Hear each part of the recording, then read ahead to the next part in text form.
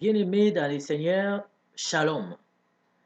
Frères et sœurs, me voici encore une fois de plus devant vous, devant vos petits écrans, devant vous, devant vos laptops, pour vous parler de la part du grand roi, pour vous parler de la part du Seigneur, de la part de notre Sauveur. C'est votre humble serviteur de Dieu, le frère, l'apôtre Eli Mokemo. Et de la part du Seigneur, nous allons continuer ce qu'on avait commencé. Je vous avais promis que je reviendrai pour vous publier encore ou pour vous parler de la part du Seigneur concernant le salut. Un sujet vaste et un grand sujet. Toutefois, vous pouvez toujours poser des questions, écrire, et par la grâce de Dieu, nous allons vous répondre. Vous pouviez apporter votre contribution par rapport à ce que vous avez entendu. Vous pouviez parler parce que il est permis à tout le monde de poser des questions. Nous ne sommes pas ceux-là qui ont peur qu'on leur pose des questions. Si le Seigneur nous a fait grâce de comprendre cet évangile, c'est pour vous expliquer. C'est pour vous expliquer. Et cela vous aidera à bien marcher aussi. Sur le salut, un sujet, comme je disais tantôt, vaste, mais précis, clair et net. Tu me diras, pourquoi ce sujet est-il important pour moi? Mais le sujet du salut est important pour toi parce que tu fuis un pécheur ou tu es un pécheur. Parce que tu vis encore dans tes péchés. Parce que tu es encore dans des églises où on prêche la fausseté. Tu es encore dans des bâtiments, dans des synagogues de Satan qui sont partout dans le monde. Des églises climatisées, carolées, tout ça là, c'est bien. Mais il ne faut pas climatiser la parole de Dieu, il ne faut pas caroler la parole de Dieu, car ça serait des levains que vous mettez dans la parole de Dieu. Quiconque est dans une église où la parole de Dieu est climatisée, la parole de Dieu est carolée, la parole de Dieu est chouchoutée de mauvais sens, sache que c'est une église qui vous donne la mort et non la vie. C'est une assemblée qui on vous annonce, on vous donne des mannes infectées. Excusez-moi, à chaque fois quand je reviens, je parle souvent, j'insiste sur des fausses doctrines que les gens prêchent aujourd'hui. Puisqu'en tant que l'apôtre du Seigneur, nous avons le rôle de faire asseoir le peuple de Dieu dans la sainteté, dans la saine doctrine. Je disais tantôt, même pour exhorter quelqu'un, il faut le faire selon la saine doctrine. L'apôtre Paul dira à Timothée, il faut exhorter les hommes eux-mêmes. Il faut exhorter les hommes à faire des exhortations selon la saine doctrine, de marcher selon la saine doctrine. Quelqu'un me dira que moi, je n'ai pas besoin de la saine doctrine pour aller évangéliser. Mais je suis désolé, tu diras quoi aux gens? Tu prêcheras que la fausseté. Mais c'est normal si tu as reçu que la fausseté, tu publieras que la fausseté. Celui qui a reçu la vérité publiera aussi la vérité. Tu as avalé quel rouleau? Ce que tu as avalé, c'est ce que tu vomiras. Si tu as avalé Christ, qui est le vrai rouleau, eh bien, tu vomiras aussi Christ, qui est le vrai, véritable rouleau. Mais si tu as avalé la fausse doctrine, si tu as avalé la doctrine des démons, si tu as avalé la doctrine des humains, eh bien, c'est ce que tu vas vomir. C'est ce que tu vas présenter au peuple. Beaucoup des assemblées sont conduites par les aveugles. Comme le Seigneur dit, les aveugles qui conduisent d'autres aveugles. Eh bien, les deux ou tous tomberont dans un trou. Et quand le Seigneur parle du trou, c'est quel trou? C'est l'enfer. Attention, voilà pourquoi nous insistons à éveiller votre sens, à éveiller votre connaissance. Comme l'apôtre Pierre va dire dans, je crois, dans 2 Timothée, pardon, dans 2 Pierre 3, comme ça, du premier verset jusqu'au 9e verset. Il insiste sur la conduite du peuple. Il insiste sur la manière dont le gens doit rester vigilant suite à ce temps de la fin que nous sommes. Nous insistons parce que le temps est mauvais. Il y a plein de faux dehors. Vous-même, vous entendez, vous voyez. Le Seigneur m'a fait comprendre qu'il y a beaucoup de gens qui sont dessus dans des maisons. Ils ne parlent plus dans les églises. Ils ne parlent plus dans les assemblées. Ils ne parlent plus pour écouter la parole de Dieu. Ils détestent tout ce qu'on parle de Dieu. Tout ce qu'on dit homme de Dieu là. Ils les détestent. Pourquoi? À cause des mauvaises choses que les précédents ont fait. Voilà comment certains sont rentrés dans l'apostasie à cause de fausses prédications, à cause de faux enseignements que les gens enseignent. Et beaucoup de peuples de Dieu sont dans l'apostasie. Regarde, beaucoup sont restés dans des maisons. Beaucoup préfèrent même à regarder peut-être des vidéos, à regarder des choses à l'internet, là où ils racontent aussi de faux pasteurs sans se rendre compte parce que il voit qu'il ne peut plus prendre son temps à aller dans une église, dans une assemblée, s'asseoir et écouter. Parce qu'il sait qu'il sera toujours dessus.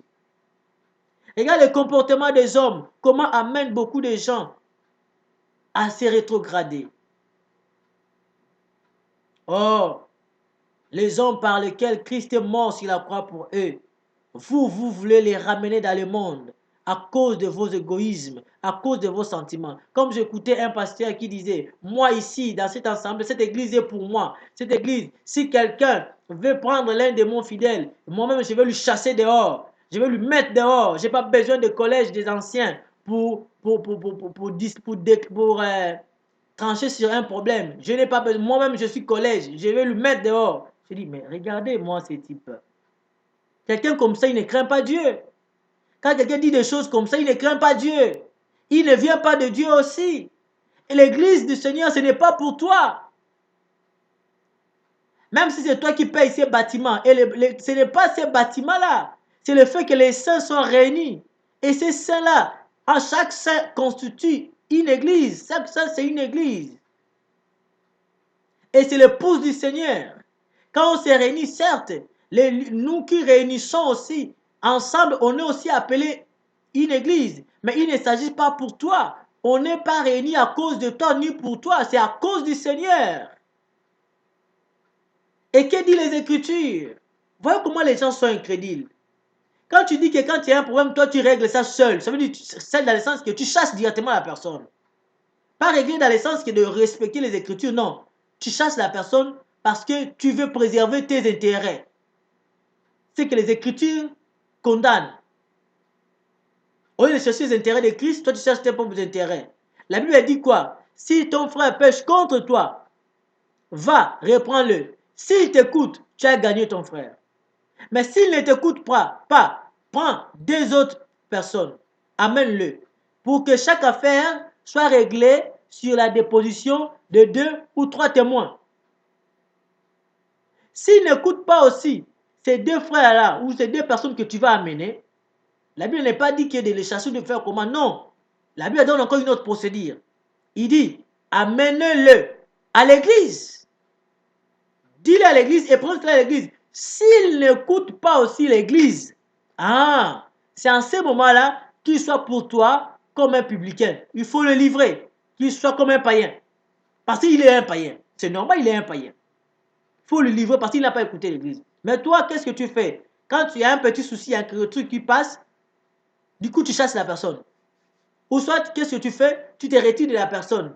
Oh non, moi, c'est ma façon, je suis comme ça. Je me retire quand je vois quelqu'un comme ça. Non, ça, c'est pas ta façon. On ne marche pas selon ta façon. On marche selon la façon des Écritures. On marche selon la parole de Dieu. Arrêtez ces histoires. Les gens sont devenus des hypocrites et ils veulent se camoufler dans la parole de Dieu. La Bible dit, celui qui se divise cherche ce qui déplaît à l'Éternel, divise les âmes. Voilà la marche que le Seigneur nous donne pour, avant de livrer quelqu'un ou de s'éloigner de la personne, surtout si c'est ton frère. Je ne parle pas des gens de dehors. Je dis un frère que tu crois que c'est ton frère. Voilà comment il faut procéder. Un frère dans la foi, un frère dans la parole. Mais si c'est un païen te fait un truc comme ça, tu vois que c'est un païen, tu t'éloignes de lui. La Bible dit, rien que premier contact, tu trouves que quelqu'un est comme ça, est désolant, des trucs comme ça, tu t'éloignes de lui sans problème, il n'y a pas de souci. Mais dans l'assemblée des saints, parmi les frères, quand quelqu'un fait une erreur ou tu trouves comme ça, vas-y vers lui, parle-le avec amour, avec respect et obéissance, avec soumission, avec tendresse du Seigneur, de la parole, je dis bien.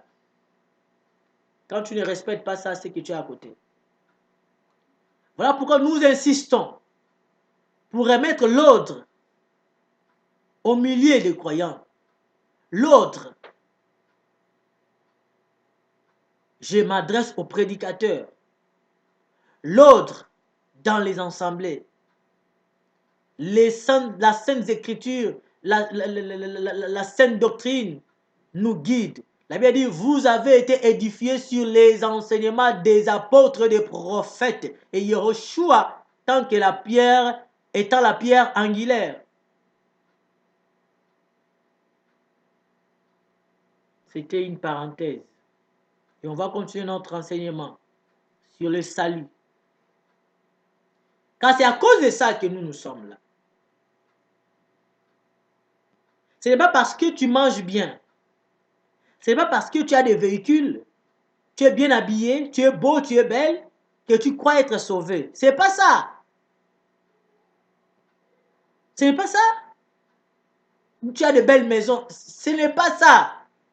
Tu peux avoir de belles maisons, de belles villas, de belles voitures, des jets privés, de belles costumes, hein, de belles vestes, de beaux costumes. Toutes ces choses-là, tu peux avoir ça. De belles femmes, de beaux maris, ou comment, je ne sais pas. Mais, si tu n'as pas Christ, si tu n'as pas la vraie sémence de la parole de Dieu en toi, et tu n'as pas cru à ça, tu n'es pas sauvé. Et tu iras en enfer. Mais moi, je ne t'envoie pas à l'enfer, parce que je n'ai pas le pouvoir d'envoyer les gens en enfer. Je n'ai pas reçu la clé de l'enfer. L'Église a reçu la clé d'envoyer les gens dans le royaume des cieux. Je n'ai pas reçu ça. La clé de l'enfer. Je ne t'envoie pas à l'enfer. Je t'ai dit de suivre Christ, de croire à la vraie parole, de croire à la sainte doctrine pour être sauvé. Il faut savoir, si tu es toujours là où on te prêche la fausseté, sache que toi-même aussi tu es faux. Et les faux n'hériteront pas le royaume des cieux. C'est un aveugle qui conduit un autre aveugle. Les deux tomberont dans un trou. C'est pas moi, c'est les Écritures. Il est temps qu'on dise la vérité.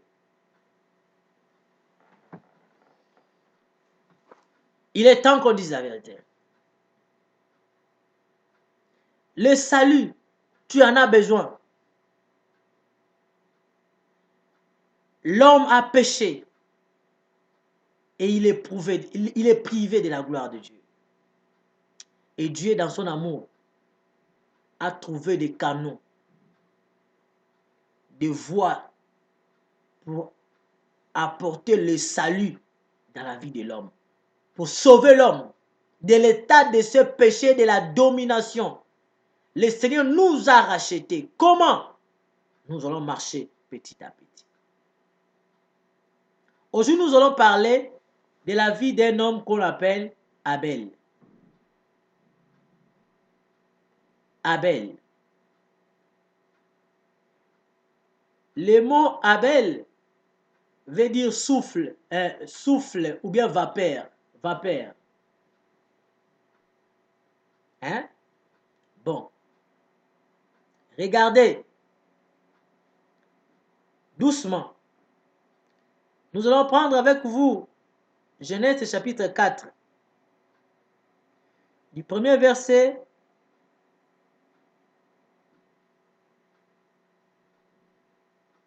jusqu'au verset 5. Je vais lire pour vous. Il est écrit: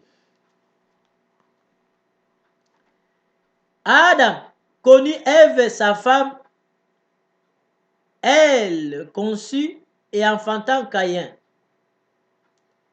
Et elle dit: J'ai formé un homme avec l'aide de l'Éternel. Elle enfanta encore son frère Abel. Abel fit berger et Caïn fit laboureur. Au bout de quelque temps, Caïn fit à l'Éternel une offrande des fruits de la terre. Et Abel, de son côté, en fit une des premiers nés de son troupeau et de leur graisse. L'Éternel porta un regard favorable sur Abel et sur son offrande. Mais il ne porta pas un regard favorable sur Caïn et sur son offrande. Caïn fut très irrité et son visage fut abattu. Vous connaissez la suite? Comment est-ce que Caïn a maintenant tué Abel? Suite à ça, Caïn a tué son frère Abel.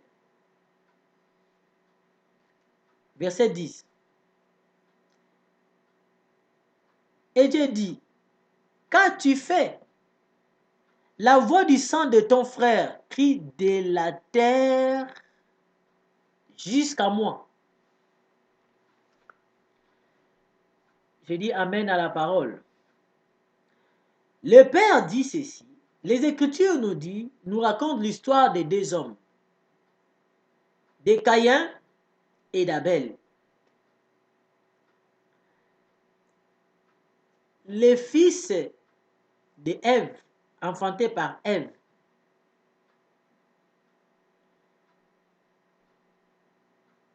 Vous savez, tout ce qui se passe, comme je disais tantôt, c'est des types.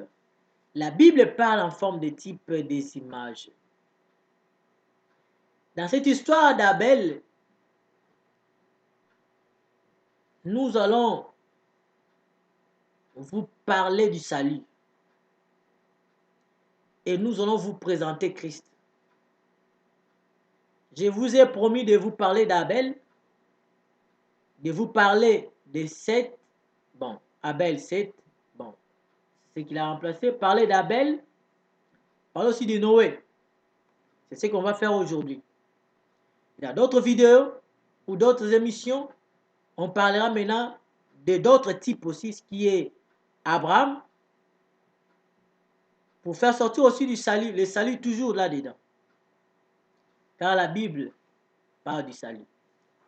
Dieu veut te sauver. Et il a voulu ça depuis longtemps. Et il a fait des choses pour t'amener au salut. Oh, je dis amen. Abel qui veut dire vapeur. La Bible m'a dit que Caïn et Abel, ils ont fait leurs offrandes. Dans l'autel d'Abel, de Caïn, Caïn était laboureur. La Bible dit, on donne que ce qu'on a. Attendez, dans la maison d'un maçon, ça veut dire d'un menuisier, par exemple, vous allez trouver des clous, des pointes, des planches. Parce que c'est son travail. Oh, dans la maison d'un fleuriste, quelqu'un qui fait des fleurs, qui compose des fleurs, qui fait des trucs. Dans sa maison, hein, vous trouverez plein de fleurs, des trucs de fleurs, parce que c'est ça ce qu'il fait.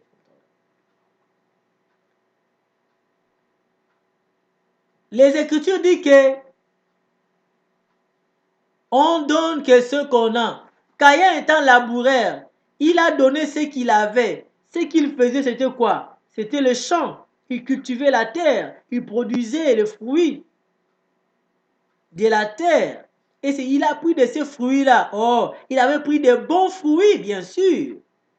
Comme d'autres personnes disent que Caïn avait pris de mauvais fruits, il a mis, voilà pourquoi Dieu n'a pas agréé ça. Ou parce que Caïn avait mis des fruits et Dieu n'aime pas les offrandes, les sacrifices faits des fruits, Dieu n'aime pas ça, voilà pourquoi il n'a pas agréé. Oh, c'est faux. Ce n'est pas ça la raison.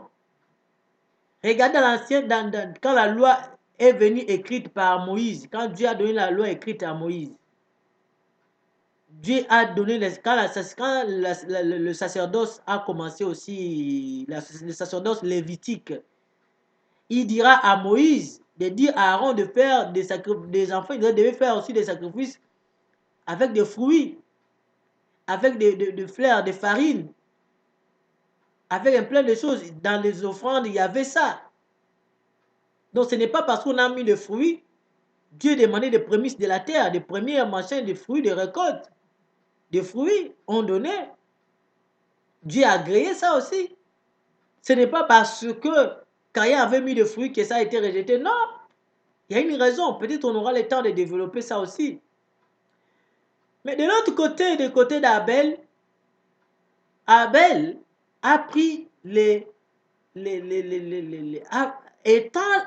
étant berger, parce qu'Abel était berger, il a pris pour lui des premiers-nés de ses troupeaux. Les Écritures disent, et Abel de son côté en fit une des premiers-nés de son troupeau, et de leur graisse, il les présenta à l'Éternel. Quand il a fait, c'est que si dans l'offrande, dans l'autel d'Abel, il y avait le sang. Ben oui, parce qu'il avait pris les animaux, ces troupeaux, pour faire des offrandes. Dans l'autel, il faut égorger les animaux ou l'animal. Abel a fait couler le sang. Dieu aime le sang. Ah mais oui, Dieu c'est le vrai sanguinaire. Ah oui, que cela ne t'étonne pas. Dieu aime le sang. Oh. Pas le sang des sorciers comme les sorciers font là. C'est pas ça. Pas la sorcellerie de ce que les hommes font. Ils tuent les gens, les machins. Non, c'est pas ça. Dieu aime le sang.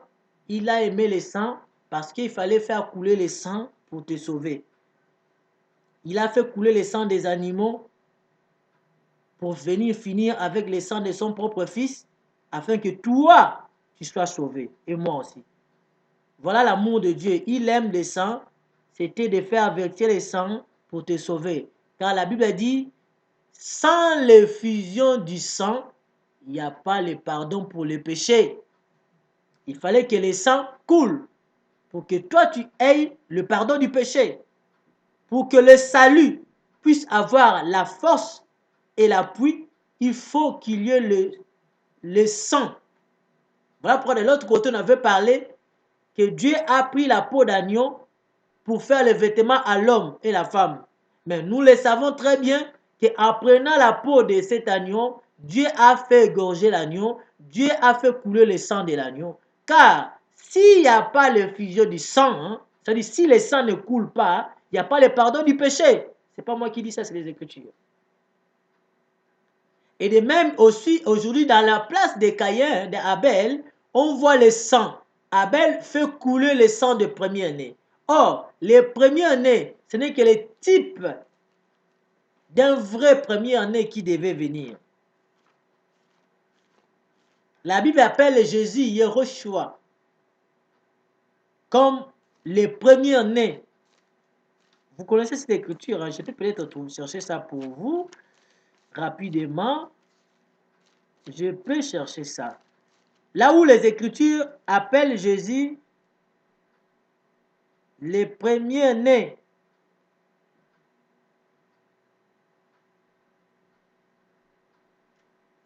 Il est les premiers-nés, je crois, c'est...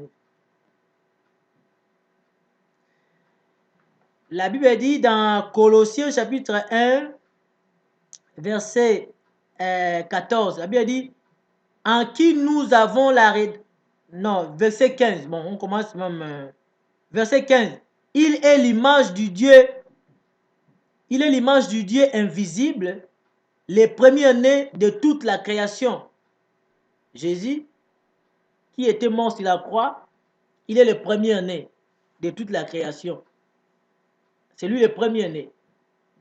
La Bible a dit il est aussi le premier-né entre les frères. Les premiers-nés. Ah, donc Abel, quand il faisait son offrande, Abel avait pris le premier-né de ses troupeaux. Et qui, le premier-né n'est que l'image de Christ, l'image de Jésus. C'était un signe qui annonçait des choses qui devaient venir. Qu'un premier-né devait être, être égorgé. Un premier-né devait mourir. Et pour quelle raison? La raison sera révélée plus tard. Ces premiers-nés qui étaient l'image de Dieu invisible, ces premiers-nés qui étaient venus pour sauver l'homme, devaient faire couler son sang afin que l'homme soit sauvé. Dans l'offrande d'Abel, il y avait l'œuvre de la rédemption. Parce que la Bible dit dans Colossiens là toujours que, verset 15, chapitre 1, verset 13 à 15, la Bible dit qui nous a délivrés, c'est Jésus qui nous a délivrés de la puissance des ténèbres et nous a transportés dans le royaume du Fils de son amour, en qui nous avons la rédemption, la rémission des péchés. Ça veut dire en Jésus, là, en ses premières années. Parce qu'en bas, on dit, il est l'image du Dieu invisible, les premières années de toute la création. Donc, en ces premières années, qui est l'image du Dieu invisible, nous avions reçu la rédemption de péché et la rémission de nos péchés. Nous avons été rachetés. Vous voyez, donc dans l'offrande d'Abel, on trouvait la rédemption, on trouvait la rémission de péché. Voilà l'acte que Dieu avait prouvé, avait approuvé, avait honoré, puisqu'il y avait l'image d'une chose qui devait venir. Car Dieu s'intéressait au salut de l'âme et du salut du peuple. Et voilà comment, puisque Abel avait présenté cette offrande qui était à l'image de racheter le peuple, de sauver le peuple, eh bien Abel devait mourir. Voilà comment Caïn a tué Abel. Toutes ces choses, c'était des choses préfigurées, des choses types. Dans l'offrande d'Abel, on trouvait la rémission du péché. On trouvait la rédemption. Celui qui fait l'offrande doit être en accord, comme disent les Écritures, avec son offrande. Celui qui fait les choses à l'autel doit être en harmonie avec l'autel. Ça veut dire quand quelqu'un a amené l'animal auprès des sacrificateurs pour l'offrande de ses péchés, cet animal était considéré comme cet homme. Voilà pourquoi à l'époque, là, quand on amenait l'animal pour l'expiation du péché, par exemple, la Bible dit Aaron posait ses mains sur le péché et il transférait le péché du peuple dans cet animal. Et après, on livrait l'animal, on lui mettait à mort, on l'amenait dehors pour que le péché du peuple soit effacé. En d'autres termes, quand quelqu'un aussi amenait son offrande pour ses péchés, il mettait ses mains sur la tête de l'animal, il confessait ses péchés et après on égorgeait l'animal là. Comme ça, le peuple obtenait le pardon du péché. En d'autres termes, l'animal qui était dans l'autel là qu'on égorgeait après que l'homme du pécheur puisse l'amener, cet animal représentait l'homme qui avait péché.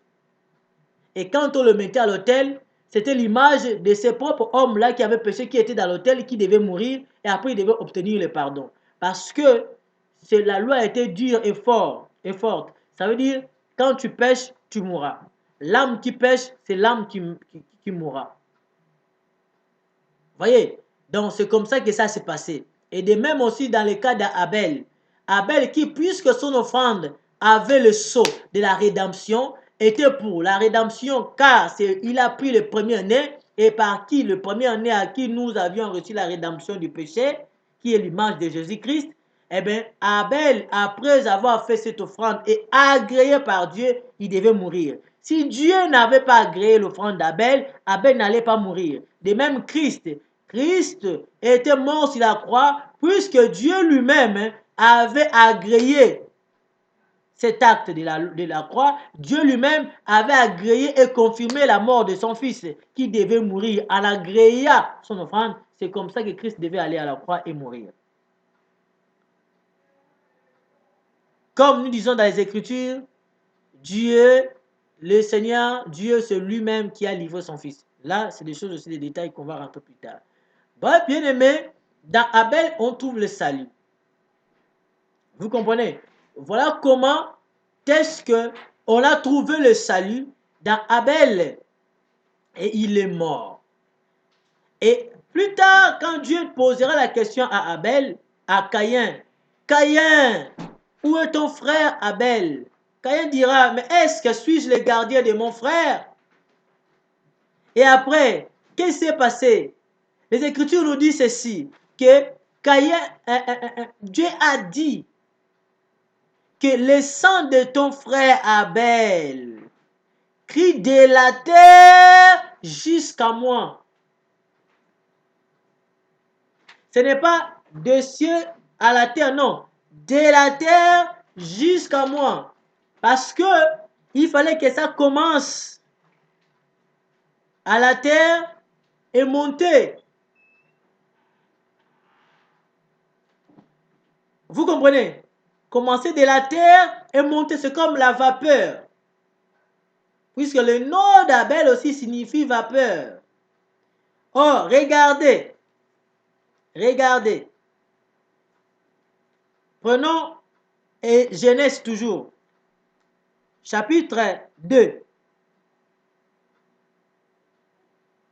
Verset 4. Jusqu'au verset 6. Écoutez ce que disent les Écritures. Voici les origines des cieux et de la terre. Quand ils furent créés, lorsque Elohim, Dieu fit une terre et des cieux. Aucun arbuste des champs n'était encore sur la terre et aucune herbe des champs ne germait. Ok? Ne germait encore car l'Éternel Dieu n'avait pas fait pleuvoir sur la terre et il n'y avait point d'homme pour cultiver le sol. Ok? Mais une vapeur s'éleva de la terre et arrosa toute la surface du sol. Je vais expliquer une chose aussi des 4-6. Donc, je vais expliquer un peu ce phénomène de la pluie. Les scientifiques nous ont prouvé, et les Écritures aussi le prouvent, que pour qu'il y ait la pluie qui descend du ciel là, en réalité, ça ne provient pas du ciel. La pluie provient de la terre. C'est de vapeur, les eaux, les océans, de toutes ces eaux-là, dont des vapeurs, la vapeur monte. Quand la vapeur monte en haut, cette vapeur-là part et va former le nuage. Et le nuage, et c'est ces nuages-là qui sont de masses d'eau qui, après un temps, ça va tomber sur terre. Voyez, ça provient de la terre, ça monte sous forme de vapeur et après, ça devient gros, après, ça tombe sous forme de la terre, sous forme de la pluie. Maintenant, si la terre n'est pas encore arrosée de la pluie qui vient d'en haut, les fruits qui sortent là, ça serait des fruits arrosés par l'homme. Ça veut dire il prend l'eau dans des sources et il verse. Mais la pluie qui vient du Seigneur pour arroser la terre, c'est cette pluie-là que la Bible appelle la pluie de la bénédiction. Mais à l'époque, Dieu n'avait pas encore fait pleuvoir. Le problème, c'est quoi? Regardez, je ne vais pas trop rentrer dans les détails de l'offrande de Caïn, on en parlera plus tard. Parce que je vais parler beaucoup plus du salut que nous trouvons dans l'offrande d'Abel. Donc, Abel, son sang a crié vers Dieu. Ça veut dire quoi? De la terre jusqu'en haut. Ok? De la terre jusqu'en haut. Le nom de Abel veut dire vapeur. C'est comme cette vapeur qui monte en haut et qui après va former la pluie et qui va descendre avec le but d'arroser la terre. La vraie pluie qui descend après avoir que la vapeur monte au ciel, cette pluie quand elle descend, elle arrose la terre. Voilà pourquoi les Écritures disent dans les livres de Ésaïe 53, 55 ou 4 comme ça, où la Bible dit, 55, je ne me trompe pas, que la parole de Dieu c'est comme la pluie qui descend et qui, quand elle descend, elle arrose la terre. La pluie ne peut pas descendre sans arroser la terre. C'est comme ça aussi est la parole de Dieu. Vous voyez? Donc, je voulais dire que dans l'œuvre d'Abel, on voyait la rédemption, où le Seigneur montrait que ça serait par le sang et par la mort que nous allons avoir la rémission de péché. Bien-aimés, les Écritures nous disent dans Galates que Christ nous a rachetés de la malédiction de la loi en devenant malédiction pour nous. Car il est écrit, maudit soit quiconque est pendu au bois. Jésus-Christ étant pendu au bois, il avait porté nos iniquités, il avait porté nos péchés pour que nous soyons sauvés. Il y a un homme qui était mort à ta place. Tu vois ce que tu fais.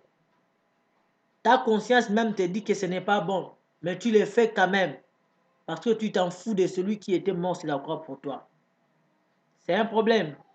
Quand il viendra le temps de graissement des dents, c'est là où tu crieras Seigneur, Seigneur, mais il s'éloignera de toi. Aujourd'hui, quand la parole de Dieu est annoncée, c'est une manière du Seigneur de te parler, de te dire, voilà ce que j'avais fait sur la croix pour toi. Viens, viens, viens pour être sauvé. Le Seigneur t'appelle. Voyez, il a dit que les Écritures rendent témoignage de moi. Tout ce que Moshe a écrit, il a écrit ça pour rendre témoignage de moi. Ça me concerne, moi, Yehoshua HaMashiach. Il ne s'agit pas d'un pasteur, il ne s'agit pas d'un frère quelconque, mais il s'agit de Jésus, qui a la parole de Dieu rendre témoignage.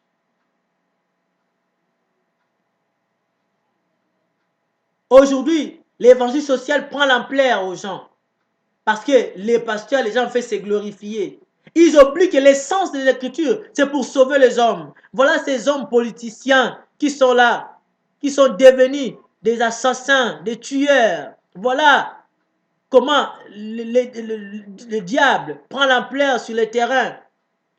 Satan envoie aussi ses serviteurs qui se sont glissés au milieu des vrais prédicateurs pour prêcher la fausse doctrine, pour prêcher l'évangile social, prêcher la fausseté et égarer un grand nombre de gens. Mais vous voulez que nous restons bouche bée, vous voulez que nous restons bouche fermée, vous voulez pas que nous parlions, parce que si on parle, on nous traitera de ceci, on nous traitera de cela. Non, nous devions parler. Et ceux qui sont liés, vous devez être délivrés, déliés au nom de Jésus-Christ.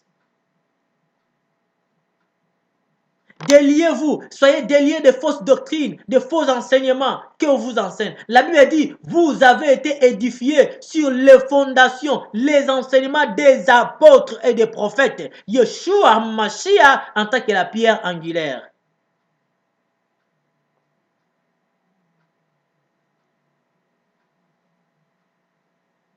Les gens n'ont plus respect à la parole de Dieu.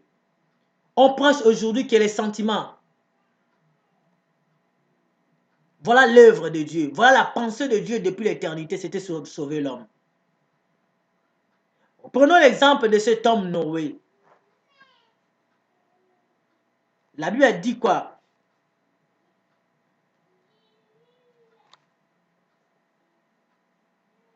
Genèse, chapitre 6, verset 8. Il est écrit. Non, Genèse chapitre. Ok, oui. Il est écrit, oui, il est dit. Mais Noé trouva grâce aux yeux de l'Éternel. Voici la postérité de Noé. Noé était un homme juste et intègre dans son temps. Noé marchait avec Dieu. Noé engendra 3 fils, Sem, Cham et Japheth. La terre était corrompue devant Dieu. La terre était pleine de violence. Dieu regarda la terre et voici, elle était corrompue, car toute chair avait corrompu sa voix sur la terre. Alors Elohim dit à Noé, la fin de toute chair est arrêtée par des vers, moi, car ils ont rempli la terre de violence. Voici, je vais les détruire avec la terre. Fais-toi une arche. Oh là là. Il dit, fais-toi une arche de bois de gopher. Tu disposeras cette arche en cellules et tu l'enduiras de poids en dedans et en dehors. Le Seigneur va ordonner à Noé de se faire l'arche. Écoutez ce langage prophétique aussi. Oui, il a demandé à Noé, dans d'autres langages, de construire une arche. Merci. Mais je vais te dire ça d'une autre manière. Le Seigneur va dire à Noé de se faire l'arche. Il dit, fais-toi une arche.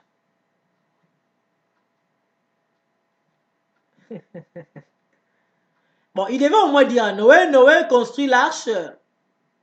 Regarde, construit l'arche. Ouais, Noé fait l'arche. Il dit, fais-toi une arche. Vous pensez que c'est en vain? Noé devait se faire l'arche. Mais écoutez, si vous regardez dans des dictionnaires hébraïques, l'essence du mot Noé, Noé en hébreu veut dire repos. Parce que même le jour où Noé était né, si vous regardez dans Genèse, vous verrez, la Bible parle de Noé comme un fils de consolateur qui va venir le consoler de leurs problèmes, qui va venir leur donner du repos. Quand son père, quand Noé était engendré, la Bible témoignait de Noé comme un fils du repos qui devait leur venir le soulager du travail pénible. Je suis dans Genèse chapitre 5, verset 29. La Bible dit, il lui donna, quand l'enfant était né, il dit, on lui donna le nom de Noé, en disant, celui-ci nous consolera de nos fatigues et du travail pénible de nos mains, provenant de cette terre que Elohim a maudite. Voyez, Dieu a maudit la terre, et voilà comment un homme va naître, et prophétiquement, on va donner à cet homme le nom de Noé, en disant que c'est lui qui va nous consoler de ces peines, de ces souffrances que nous trouvons, que nous avons en travaillant péniblement, dans les souffrances que nos mains subissent en travaillant. Celui-ci va nous consoler de ça. de cette terre que Dieu avait maudit. En d'autres termes, celui-ci nous donnera du repos. Dans d'autres traditions, on parle, celui-ci nous donnera du repos dans le travail pénible que nous subissons sur cette terre que Dieu a maudite. Vous comprenez? Donc Noé veut dire repos. Et Dieu dit à Noé, Noé, fais-toi une arche. En d'autres termes, Noé doit se faire une arche qu'on appelle l'arche du repos. Voilà pourquoi on a appelé ça arche de Noé. Dans l'arche de Noé, dans l'histoire de Noé, nous trouvons aussi le salut. Cette histoire de Noé préfigurait le salut qui devait venir pour l'humanité. Car à travers Noé, Dieu a recommencé à peupler toute la terre. Ça veut dire quoi? À travers Noé et ses fils, la terre fut peuplée. Or, au commencement, Dieu, Elohim, créa l'homme et la femme et il les a donné la recommandation, le commandement de peupler la terre, de se multiplier et d'être féconds. Ça veut dire Dieu ils étaient en lui. Vous comprenez? Ils étaient en lui. L'homme et la femme, ils étaient en Dieu. Dieu les a fait sortir de l'arche. Parce que Dieu, c'est aussi une arche. Oui, quand il a fait sortir l'homme et la femme, il les a dit de se multiplier et de devenir féconds. De même aussi, quand Noé avait construit l'arche, et quand ils sont sortis de l'arche de Noé, Dieu va encore les dire la même chose qu'il avait dit au commencement, multipliez-vous et soyez féconds, remplissez la terre. Dieu va dire ça encore. Pourquoi? Parce qu'ils sont sortis de l'arche, ok, pour se multiplier. Donc, Dieu donnait l'image, car l'arche de Noé est l'image de Dieu lui-même, qui devait faire entrer les gens en lui et pour les faire sortir dans un lieu où ils devaient être sauvés.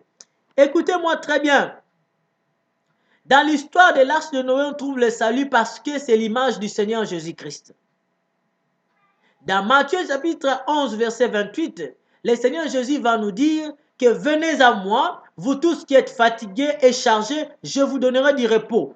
Donc, nous avions compris par là que le Seigneur Jésus, il est le repos. Quiconque rentre en Jésus trouve le repos. À l'époque de Noé, si tu restes dehors, toute personne qui était restée dehors était périe, était tombée dans les déluges.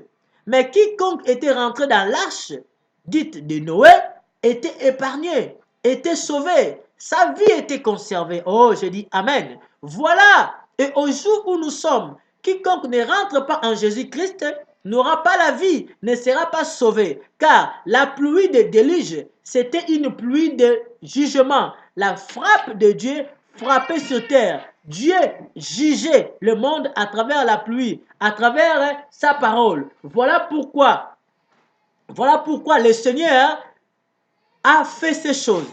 Vous comprenez? Donc, le Seigneur, au temps de la fin où nous sommes, si tu es hors de l'arche de Noé, tu mourras. Voilà pourquoi je demande aux gens de rentrer dans l'arche de Noé. Tu me diras, oh apôtre, où est cette arche? Qui a construit cette arche pour que nous rentrons et que nous soyons sauvés? Je te dis, cette arche, c'est Jésus. Cette arche, c'est l'homme de Galilée. Car ce qui s'est passé dans l'Ancien Testament parlait de lui le véritable. J'ai l'habitude de dire que l'ombre n'est pas plus forte que la réalité. L'ombre existe à cause de la réalité, mais la réalité n'existe pas à cause de l'ombre. Jésus est la réalité.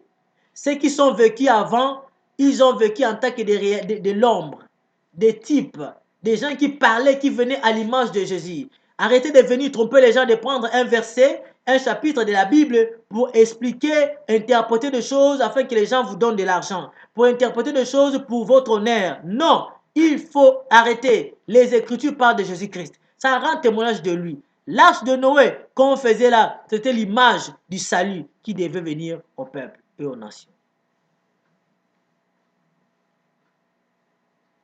Je suis le confirmant. Alléluia. Gloire au Seigneur. Vous comprenez, bien-aimés? Dans la personne de Noé, on a trouvé le Seigneur. On a trouvé le salut des âmes. La Bible nous conseille, la Bible nous édifie, la Bible nous instruit concernant le salut. Pour être sauvé, il faut croire en cet homme de Galilée. Bien aimé, on ne devient pas, on n'est pas sauvé parce qu'on t'a fait faire une prière. Seigneur Jésus, viens dans ma vie, rentre dans ma vie, rentre. Deviens mon Seigneur sauveur, deviens mon Seigneur sauveur. Seigneur, je te reçois dans ma vie. Seigneur, rentre, Seigneur, transforme-moi. Seigneur, prends mes entrailles. Seigneur, oh, sans effet, sans effet. Si tu penses que parce que tu avais répété cette prière diabolique là, que tu es devenu croyant ou chrétien, tu es né de nouveau, je te dis c'est faux. On ne devient pas né de nouveau à cause de ça. On ne devient pas né de nouveau parce que tu as récité ça. Combien ont récité ça aujourd'hui sont toujours dans la fausseté, sont toujours dans des boîtes de nuit, sont toujours dans de mauvaises choses. Mais ils ont récité ça. Et d'autres, ils récitent ça chaque jour.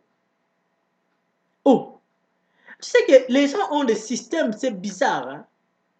Satan est méchant. Il sait vraiment inspirer les gens. Satan se déguise à l'ange de la lumière pour distraire le peuple. Autant où nous sommes, Satan, il s'est mis en dessus du temple pour égarer le peuple de Dieu. Pendant qu'en bas, on est en train d'allouer de l'eau, d'adorer. Lui, il est au-dessus du temple, là où il avait amené Jésus, pour les distraire. C'est comme ça. Il passe toujours au milieu, là où le vrai passe, pour distraire. Il porte l'habit de vrai, mais pourtant c'est un faux. Et toi, tu le suis. Quelqu'un m'avait dit, ah, apôtre, comment tu peux dire que cet homme-là prêche la fausseté? Mais on voit quand il prêche, les gens sont contents. Les gens disent Amen. Les gens crient. Et on voit les gens tombent par terre. On voit des miracles. Comment tu peux dire c'est un faux? Je dis au nom de Jésus que Dieu te délivre. Parce que si toi tu penses qu'en voyant les miracles que les hommes sont en train de faire, cela prouve que celui-ci c'est un vrai, eh bien c'est que tu es loin de la vérité. Et que le Seigneur te délivre. La Bible n'a pas dit qu'ils viendront, ils feront beaucoup de miracles. Mais c'est des miracles qui t'étonnent. C'est des prophéties. Parce qu'il t'a dit que tu as porté le slip noir ou bien vert.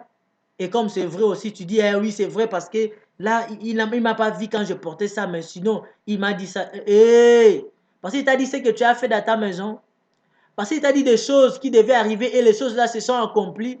Que tu crois que c'est un prophète de Dieu, que c'est la vérité. Non, non, non. Les Écritures disent ça. Tu veux que je te lise ça? Les Écritures disent ça. Je ne sais pas, je vais trouver ça pour vous. Je crois dans Nombre ou Deutéronome. Les Écritures disent ça. Tu te fies à ces gens, aux gens qui viennent te raconter des choses debout, qui te donnent des prophéties, qui s'accomplissent, et pourtant ce sont des faux. Ils veulent t'annoncer d'aller suivre leur Dieu. Tu le suis parce que tu dis que je vois les gens tomber. Parce que tu le vois béni. Comme on dit, un grand somme d'hommes de Dieu. Il y a des grands hommes de Dieu et des petits hommes de Dieu. Sans effet, ça n'existe pas. Et pour certains, les grands hommes de Dieu, ce sont ceux-là qui ont des jets privés, ceux-là qui ont des voitures, ceux-là qui ont des ensembles de plusieurs personnes. Ce sont des grands hommes. Si tu as 2, 3, 4, 6 personnes dans ton assemblée, là où vous vous réunissez, dans votre assemblée, vous n'êtes pas, tu n'es pas un grand homme de Dieu. Ça veut dire que tu es un petit. Même si tu prêches le salut, même si tu dépièces l'agneau, même si tu prêches la vérité, pour eux, tu n'es pas grand. Parce que tu n'as pas de chaîne de télévision, tu n'as pas de jet privé. Voilà comment vous induisez les gens en erreur. Et quand on vous suit, vous le soi-disant vrai, pardon, vous le soi-disant grand aussi, qu'est-ce que vous prêchez aux gens?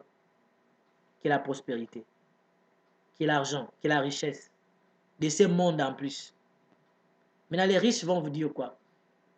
Si votre Jésus est que celui qui donne que le mariage, il donne que l'argent, il donne que les habits, mais les riches diront quoi? Moi, je ne suivrai pas votre Jésus parce que je suis déjà riche, parce que j'ai déjà l'argent. Je ne vais pas suivre votre Jésus. Tu vois comment tu causes de tort à la parole de Dieu. Les Écritures disent ceci dans le livre de Deutéronome, chapitre 13, verset 1 jusqu'au verset 3. Écoutez ce que ton Seigneur te dit. s'il s'élève au milieu de toi un prophète ou un songeur, qui t'annonce un songe ou un prodige, il dit, hein, s'il s'élève au milieu de toi, ça ne va pas s'élever loin de toi, non, non, non, au milieu de toi. Ça dit quoi? Dans ton quartier, dans ta ville, dans ton pays, dans tel endroit, parmi les humains, parmi tes frères, ils s'élèveront toujours. Il dit, s'ils s'élèvent au milieu de toi un prophète ou un songeur qui t'annonce un signe ou un prodige, et qu'il ait accomplissement du signe ou de prodige dont il t'a parlé en disant, allons après d'autres dieux, des dieux que tu ne connais pas, tu ne connais point, et servons-les. Tu n'écouteras pas les paroles de ces prophètes ou de ces songeurs, car c'est l'Éternel votre Dieu qui vous met à l'épreuve pour savoir si vous aimez Elohim votre Dieu de tout votre cœur et de toute votre âme. Vous voyez, hein, ça veut dire quelqu'un, un faux peut s'élever au milieu de vous. Il vous prêche et il vous prophétise des choses qui sont aussi vraies, des choses qui s'accomplissent aussi. Qui t'a dit que tout ce que les faux prophètes disent, ça ne s'accomplit pas? Non, ça s'accomplit aussi. Non, parce que voilà comment le diable est malin. Il vous dit, un faux, c'est celui seulement quand il te dit une prophétie, ça ne va pas s'accomplir. Là, c'est faux. Moi, tu as vu, non? C'est ce que je t'avais dit. Ça s'est accompli, non? Ah, donc c'est que je suis vrai. C'est faux. C'est faux. Un vrai, vous le reconnaissez par ce qui sort de sa bouche, par la prédication de la croix, par la parole de la vérité, par la sainte doctrine. Les diables ne peuvent pas s'élever parmi ses serviteurs pour annoncer la sainte doctrine dans la vérité. Parce que la sainte doctrine donne la vie et sauve le peuple. Satan ne peut pas faire une chose pour sauver le peuple, pour que les gens aiment Jésus ou partent dans la vie. Non, non, non. Il va toujours chercher à vous égarer. Il vient, il te donne 10 bonnes prophéties. Pardon, il te donne 10 prophéties, ou bien 10 choses. Dans ces 10-là, 9 peut être vrai, mais un seul faux, ou une seule prophétie fausse. Mais il faut savoir que le un seul ou une seule prophétie fausse là, c'est ça ce qui va t'égarer. C'est ce qui va t'amener à l'enfer. Satan est méchant, il vient avec le couteau, il cache le couteau derrière, il prend, il te présente le plat, les gâteaux ou bien un truc que tu aimes. Tu aimes quoi? Les mariages, il te présente les mariages. Viens, viens, tu auras le mariage. Viens, tu auras la bénédiction. Viens, tu suis ça. Viens, il te présente ça. C'est un faux prophète. Il vous annonce la fausseté. Il vous dit voilà le mariage, voilà la bénédiction. Pour lui, les salis, c'est tout ça là. Il te présente ça. Dès que tu viens, tu prends, non? Si quelqu'un t'avait appelé pour prendre quelque chose, tu vas venir, tu viens, tu prends. Après t'avoir appris, qu'est-ce que tu vas faire? Tu essaieras de tourner pour partir, non? Quand tu vas tourner pour partir, il prend le couteau qu'il avait gardé derrière, il te poignarde. C'est fini. Tu es un candidat. Candidat de la mort. Vous voyez? C'est comme ça que Satan fonctionne. Voilà pourquoi les Écritures l'appellent voleur, brigand, tueur. Il appelle les voleurs viennent que pour égorger, tuer, détruire. C'est ce que Satan fait. Détruire, égorger, tuer, quoi. C'est ce que Satan fait. Mais il les fait soigneusement. Tu ne sauras jamais. Voilà pourquoi nous sommes là pour vous parler du Seigneur. Voilà pourquoi le Saint-Esprit de Dieu est là pour vous annoncer la vérité. S'il vous plaît, ayez la crainte de Dieu d'obéir à la vérité. De comprendre que la Bible n'est pas un instrument pour vendre et acheter comme les gens utilisent aujourd'hui. Si tu n'as pas d'autre métier, tu prends seulement la Bible, tu commences à parler des gens des bonnes choses, tu commences à faire n'importe quoi, les gens vont te suivre et il y aura de l'argent, tout ça là. Voyez, c'est cette image-là que les gens donnent aux gens.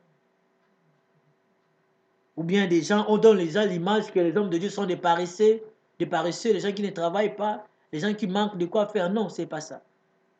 On a d'autres professions que nous avions appris comme toutes d'autres personnes. Mais si le Seigneur nous prend pour son œuvre, nous le faisons parce qu'il nous a dit de paître son troupeau, de parler de sa part pour le salut de l'humanité. C'était notre deuxième émission concernant le salut. Donc je disais, le salut consiste à sauver l'homme de l'état naturel du péché et de la domination. Voilà pourquoi on parle des rançons et des rachetés. Nous parlerons de ces rançons, des rachetés là quand nous allons toucher le salut en Israël. Quand nous allons toucher le salut avec le peuple Israël dans la loi sacerdotale, tout ça là, c'est là où nous allons parler beaucoup plus des rançons, des droits de rachat, de toutes ces choses-là. Donc, comprenez déjà que quand nous avons vu l'offrande d'Abel, c'était l'image de Christ. C'était déjà, ça annonçait la rédemption. Voilà pourquoi ça devait être agréé par Dieu. Car c'est des choses qui devaient venir. L'offrande de Christ, l'œuvre de la croix, est la meilleure des choses qui a été agréée par Dieu. Et le Seigneur a agréé ça. Jésus est mort sur la croix pour nous. Si aujourd'hui nous sommes agréables auprès de Dieu, c'est à cause du Seigneur Jésus-Christ. C'est à cause de son œuvre sur la croix. À cause de sa mort rédemptrice. Ça veut dire sa mort qui nous a sauvés. Sa mort qui nous a apporté la vie. La mort d'un homme a apporté la vie à un grand nombre de gens. Nous sommes morts avec lui et ressuscités avec lui. Si tu crois en cela, suis Jésus. Obéis à sa parole et tu verras, il va te transformer. Tu verras, le Seigneur ne ment pas. Amen. Laisse que le Tout-Puissant vous comble, le Tout-Puissant vous bénisse, que le Tout-Puissant fasse de vous ce qu'il veut que vous soyez. Au nom de Jésus-Christ. Que le Seigneur vous accorde la grâce de marcher selon sa volonté et de savoir refuter les contradicteurs au nom de Jésus-Christ. Que le Tout-Puissant vous aide à avoir le discernement des esprits, le discernement même des messages, des enseignements, que vous discernez les choses de Dieu pour marcher selon la sainte doctrine du Seigneur. Il est écrit, toute écriture est inspirée de Dieu, utile pour enseigner, pour corriger, utile pour instruire dans la justice, afin que l'homme de Dieu soit accompli, propre à toute affaire. Bien-aimé, utile pour nous enseigner, nous encadrer, pour corriger, instruire dans la justice, et non dans la fausseté, non dans le mensonge. La première chose que vous ou nous, les prédicateurs, nous devions prêcher et présenter au peuple, c'est le salut de leur âme. Il a dit, cherchez premièrement le royaume et la justice de Dieu, et le reste vous sera donné par-dessus. Et le reste viendra après. Viendra après. Le royaume de Dieu, c'est ça le salut de l'âme. C'est ça ce que l'humanité en a besoin. C'est ça ce que même les riches ont besoin. C'est ça même. C'est même le pauvre en a besoin. Le salut de leur âme. Parce que tu sois pauvre ou riche, tu mourras. Et ton âme aura besoin de vivre quelque part. Soit dans la vie éternelle, soit dans la vie d'éternel, mais dans l'enfer. Parce qu'enfer aussi, les gens vivront là-bas éternellement. Comme nous vivons aussi de l'autre côté éternellement au paradis. Au nom de Jésus-Christ. Prospérez à tous égards, comme prospère l'état de votre âme. Voilà d'abord la chose qui doit être prospérée. C'est l'âme de la personne. Or, l'âme est prospérée par la parole du Christ, par la vérité de la parole, par la saine doctrine, par ce qu'on prêche dans les bizamizambi, par ce qu'on prêche dans des églises qu'on appelle des groupes de prière, dans des trucs là, des synagogues de Satan. Non, prêchez la bonne nouvelle, la saine doctrine, on les reconnaîtra.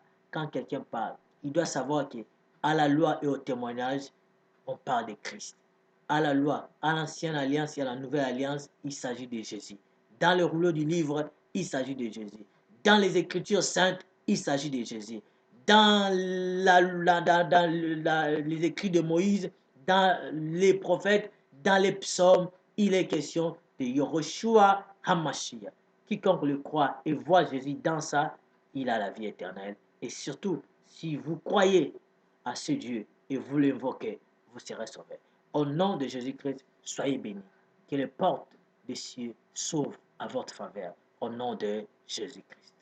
Amen.